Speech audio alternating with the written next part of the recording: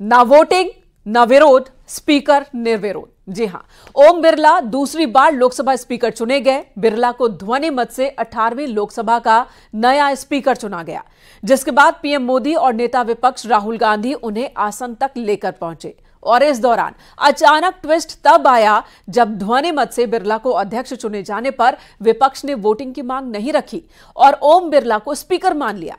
आपको दिखाते हैं इसी पर एक रिपोर्ट कि न वोटिंग, न विरोध, स्पीकर निर्विरोध।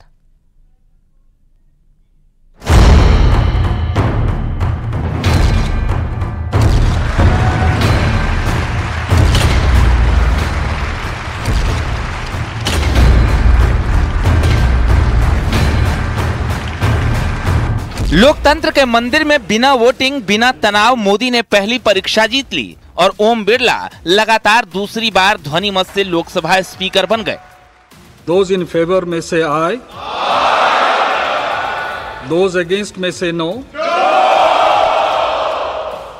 I think the ayes have it. The ayes have it.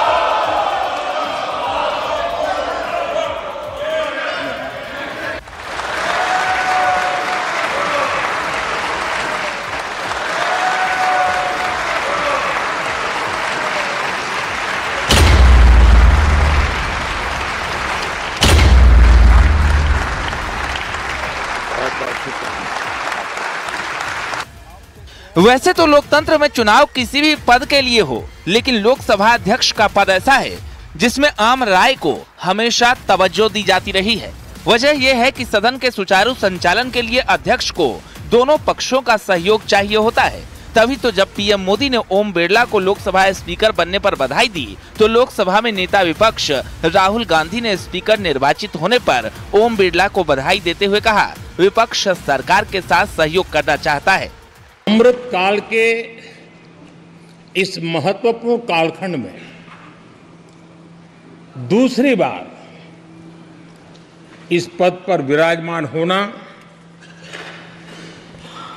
बहुत बड़ा दायित्व आपको मिला है और आपका 5 वर्ष का अनुभव और आपके साथ हम लोगों का 5 साल का अनुभव, हम सबका विश्वास है कि आप आने वाले 5 साल हम सबका मार्गदर्शन भी करेंगे और देश की आशा अपेक्षाएं पूर्ण करने के लिए ये सदन अपना दायित्व निभाने में आपकी बहुत बड़ी भूमिका रहेगी। Confident that you will allow us to represent our voice, allow us to speak, allow us to represent the voice of the people of India. Speaker sir, the question is not how efficiently the House is run. The question is how much of India's voice is being allowed to be heard in this House. So the idea, Speaker sir, so the idea that you can run the House efficiently by silencing the voice of the opposition is a non-democratic idea. बेशक आज सदन में शांतिपूर्ण तरीके से लोकसभा अध्यक्ष का चुनाव हुआ, बिना विरोध, बिना वोटिंग के स्पीकर के नाम पर मुहर लगी, लेकिन स्पीकर के चुनाव के बाद जो संसदीय परंपरा की तस्वीर आई वो सबसे खूबसूरत है। स्पीकर के चुनाव के बाद लोकसभा में प्रधानमंत्री मोदी और नेता विपक्ष राहुल गांधी ने एक दूसरे से हाथ मिलाया और इसके बाद दोनों नेता नए स्पीकर ओम बिरला को लेकर स्पीकर के आसन तक पहुंचे और उन्हें आसन ग्रहण करवाया। 18वीं लोकसभा में राहुल गांधी नेता विपक्ष बने हैं और नेता विपक्ष के तौर पर राहुल गांधी और प्रधानमंत्री मोदी नए स्पीकर को उनके आसन तक लेकर पहुंचे। हालांकि ओम बिरला दोबारा लोकसभा स्पीकर चुन लिए गए हों, लेकिन ओवैसी ने एक बार फिर डिप्टी स्पीकर की मांग उठा दी। उन्होंने कहा, इस हाउस का कैरेक्टर बदल चुका है, अब बीजेपी स्टीम रोल नहीं कर पाएगी। उम्मीद है कि सरकार डिप्टी स्पीकर बनाकर आपका बोझ कम करेगी। मुझे यकीन है कि आप वहां पर बैठे हैं तो यह ऐवान एक कीमती हीरे की तरह ना सिर्फ इस मुल्क की आवाम में, दुनिया में चमकेगा और आपके बोझ को यह सरकार कम करेगी डिप्टी स्पीकर बनाकर। इतना बोझ आप पर नहीं डालना चाहिए। मैं मुबारकबाद देता हूं सर आपको, मैं मुबारकबाद देता हूं कि आप छोटी पार्टियों पर, यह ऐवान अपोजिशन और छोटी पार्टियों का भी है, हमको आप आवाज का मौका देंगे। इस हाउस का कैरेक्टर बदल चुका है सर, इस हाउस का कैरेक्टर बदल चुका है। अब बीजेपी स्टीम रोल नहीं कर पाएगी, हम आपसे मुबारकबाद देते हैं। खैर, जिस चुनाव और तनाव की उम्मीद थी वो खत्म हो चुकी है और ओम बिरला एक बार फिर लोकसभा के स्पीकर चुन लिए गए हैं। हालांकि जिस तरह विपक्ष ने तारीफ और तंज से ओम बिरला का स्वागत किया, इसकी तस्वीर आने वाले दिनों में देखने को मिल सकती है। Bureau report, news 18।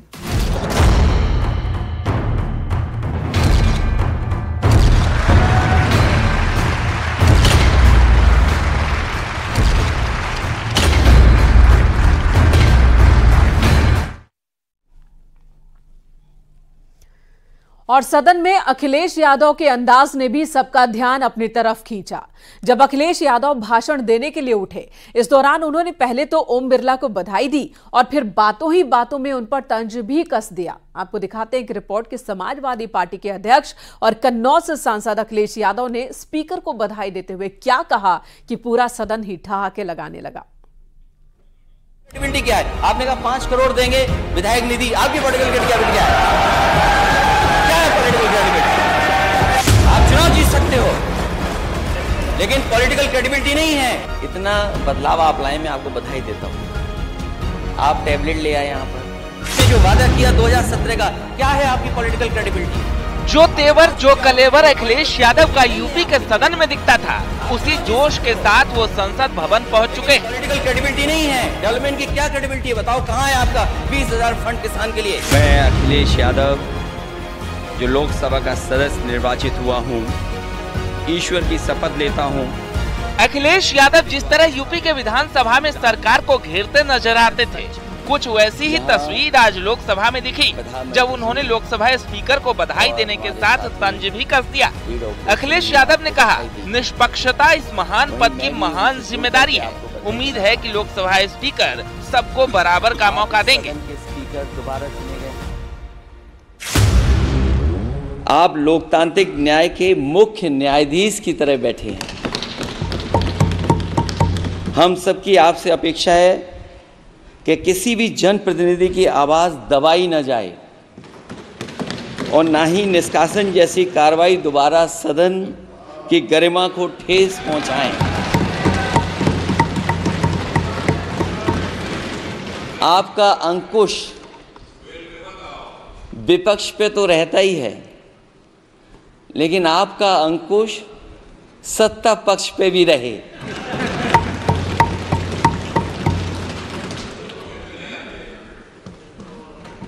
अध्यक्ष महोदय, आपके इशारे पर सदन चले,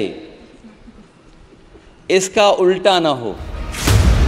दरअसल विपक्ष की तरफ से समाजवादी पार्टी ही है जो कांग्रेस के बाद सांसदों की संख्या में दूसरे नंबर पर है, जिसकी झलक अब संसद में भी दिखने लगी है। अखिलेश यादव को सदन में बोलने का पहला मौका मिला हो, लेकिन उन्होंने इस मौके को बिना गवाए लोकसभा स्पीकर के बहाने बीजेपी पर भी निशाना साधा। मैं सदन में पहली बार आया हूं, ये नए सदन में। मुझे लगा कि हमारे स्पीकर की कुर्सी बहुत ऊंची होगी,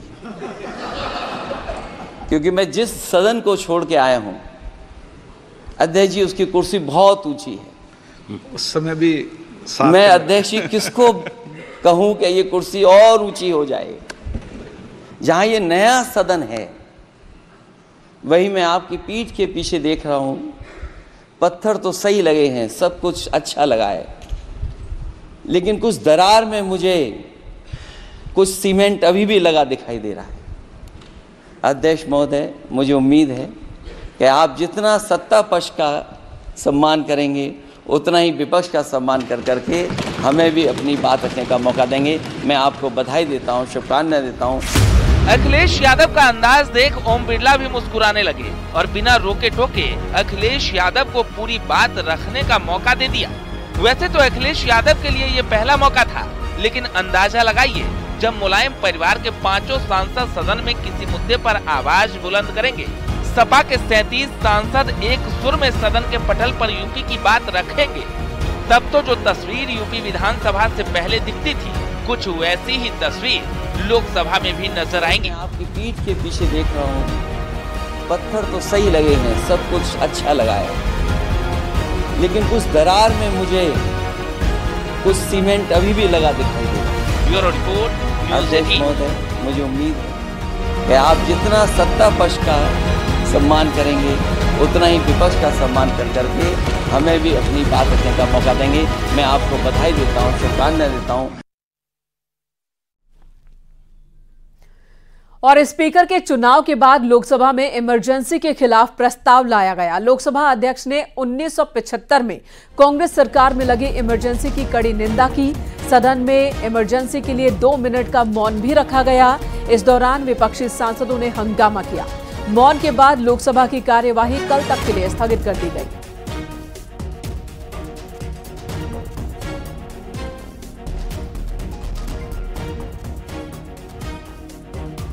ये सदन 1975 में देश में आपातकाल इमरजेंसी लगाने के निर्णय की कड़े शब्दों में निंदा करता है।